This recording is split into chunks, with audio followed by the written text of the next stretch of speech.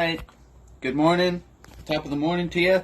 This is Mike from Musky, Pike, and Mike. Just going to do a little tips and tricks video when fishing for pike and musky. People often forget that these fish require proper handling and care when they're in our possession. It's our best interest to do what's right for the fish so it can live to be caught another day and grow bigger. That's to sum it up, but a couple things to keep in mind, couple things to do, and a couple things not to do. And once we have these things embedded in our brains, while we fish and fish all over again and over for these fish, we tend to get better and develop a certain practice that we tend to keep and like to share on to future generations. So that's the point of this video, is to raise awareness and hopefully help you in your journey of catching your personal best pike and muskie. So stay tuned, guys. This video is coming up right now. Right, Ori?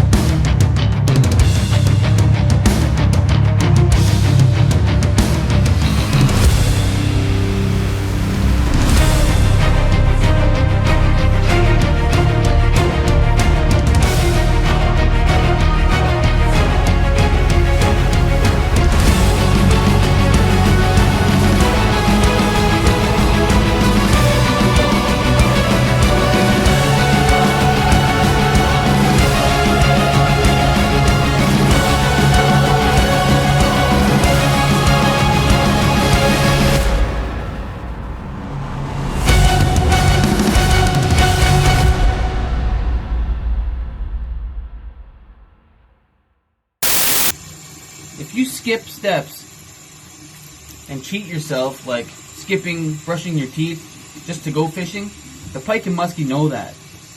They want you to do your thing. So if you don't brush your teeth, the pike and muskie won't bite. Brush your teeth before you go fishing. The thing, always make sure your cat's litter boxes are clean before you go fishing. Cats always come first. Always. And another thing, don't skip meals. You know, if you're going to skip breakfast just to get to the boat launch or your fishing hole or whatever, you're not going to have the energy to reel in that big personal best pike or muskie. So always eat or bring a snack.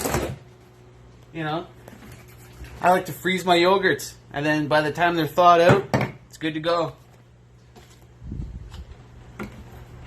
Don't skip meals, guys. And if you're going to leave your cats for a couple hours, make sure they're entertained.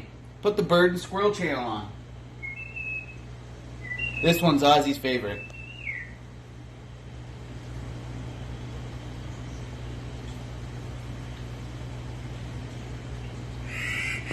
A little bit of love goes a long way, guys.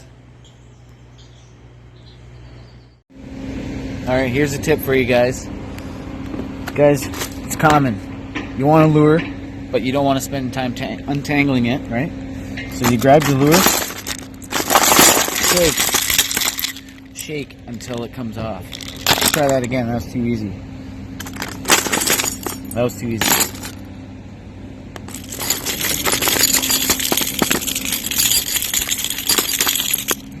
Always comes off in the shake, guys. Even the toughest hooked lures always comes off in the shake. Keep that in mind, guys. Bring a net. I cannot stress this enough. Bring a net. Don't be that guy that just decides last minute he's not going to bring a net because it's not cool. I don't feel like carrying it. Or you know what? Bring a damn net. I go out of my way in a wheelchair to bring the biggest net I can find. With an extension handle. It's a pier net. It extends 20 feet. And, you know, I get asked many times if people can borrow my net, and it drives me nuts. Able-bodied people that are too lazy to bring a net because they catch a fish, so they have to ask me, who is out of their way, to bring a net. It's not easy pushing this thing around, especially in wind. It catches the wind.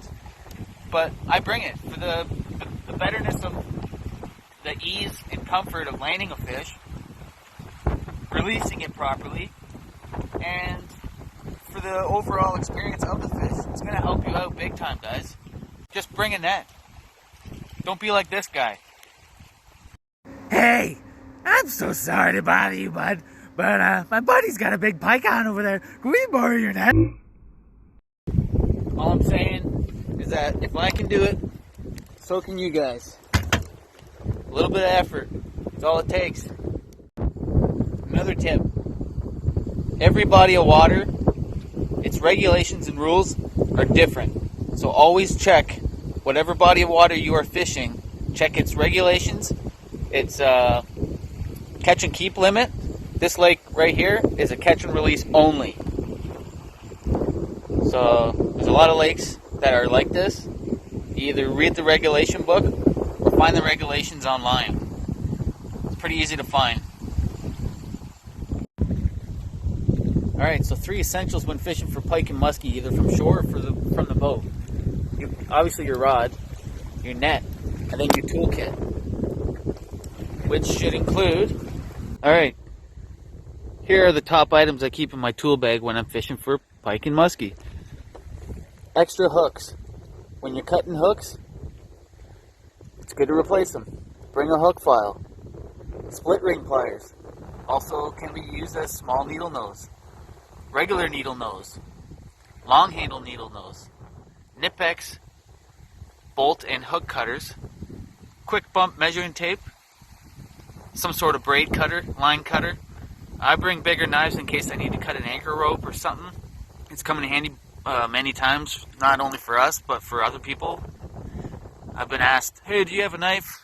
We got our anchor rope stuck in the prop. So it's good to have something that'll cut a nice substantial amount of rope. Jaw spreaders. It's good to bring hand sanitizer, especially for me. I urinate with a catheter, so to prevent anything from going where it shouldn't, like bacteria, it's really bad for me. It's bad for anyone. I bring hand sanitizer. It's always good to stay clean, guys. Quick scale, another set of gloves, your tackle kit and your net, your rod. Pretty much covers the basics. And really, it's not that heavy. If you're going to go in a wheelchair like me, I put it in a little, like a laptop bag. You know, pretty cool. Hooks on my wheelchair pretty quick. You know, stick my net in there. Everything's good. So, there you go, guys. Everything you need to catch a pike and muskie. So you really don't need much. But the essential things are your net and your toolkit, maybe a set of gloves, and you know, a couple things to always keep on board, guys. Another thing, guys, for those who are in a wheelchair that are planning on going on their own fishing adventure, I recommend brakes. If you don't have brakes on your wheelchair, don't even bother. The wind is calm right now, but sometimes it comes out of nowhere and likes to blow. Definitely raining over there. Off the dock. I've come close a few times with my brakes on.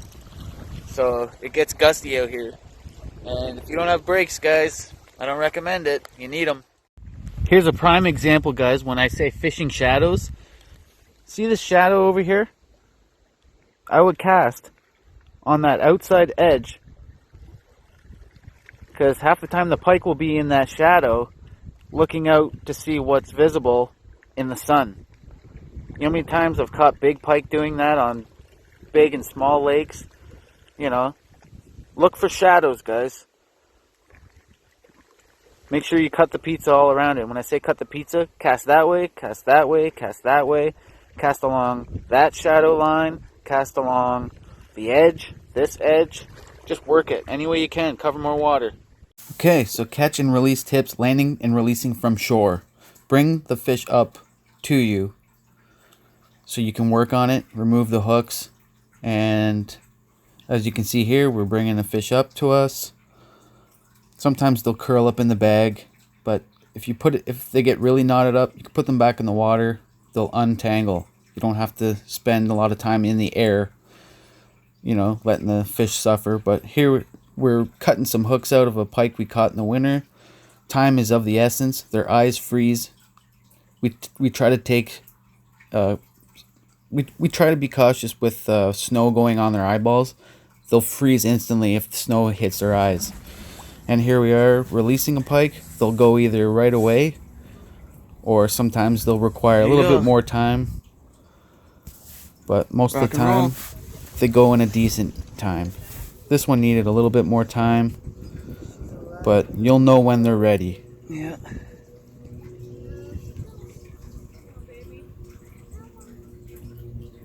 This one's just about ready. Give her a good minute.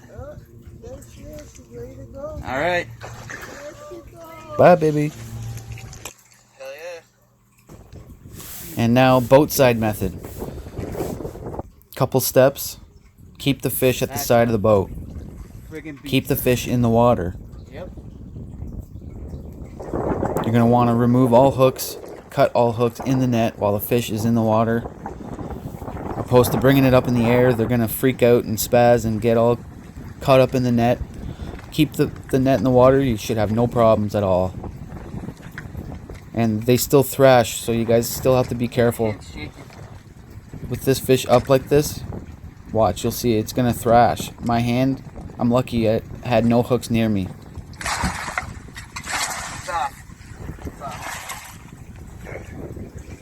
Alright, remove all the hooks caught in the mesh. Bring the fish up for a picture and a quick bump. Let her go as soon as possible, guys. Just like us breathing in water and that, they need the water. Pike are tough animals, but 40, baby. 40 right on the dot. there we go. Some pictures? Yeah. Pretty simple steps, guys. You can enjoy catching these guys over and over again if you keep a nice practice like this. The next one will be easier the more you do it. Enjoy. Let's get her back. Here's a 40-inch northern. Caught on a windy day.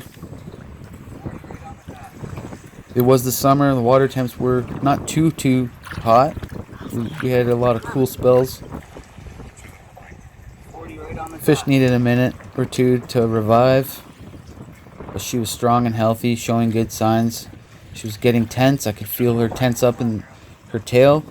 Then eventually she just finally kicked and said, "That's it, let me go." You'll know by how the fish feels in your hand when to release. Don't be afraid to give her a little push.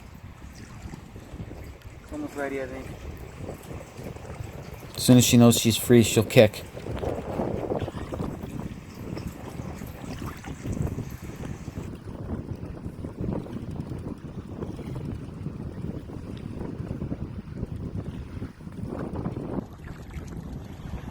Here, girl.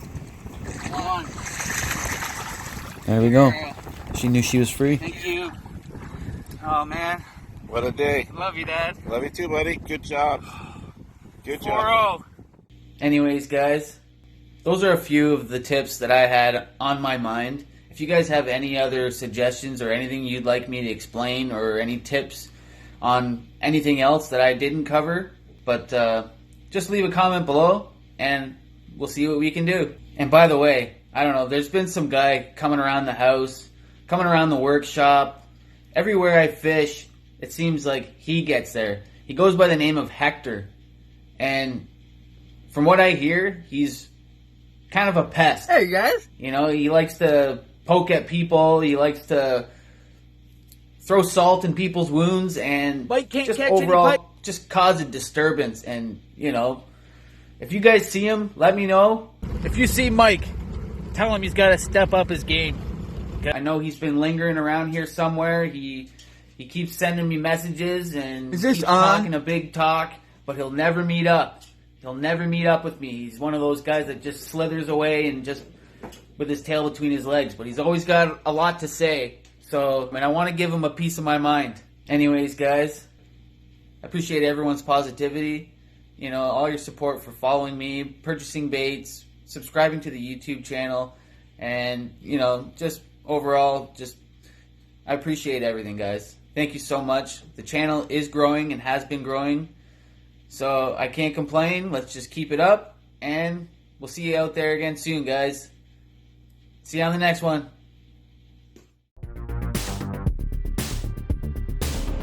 Be sure to subscribe to Musky, Pike, and Mike, guys. Do it now. Click the link.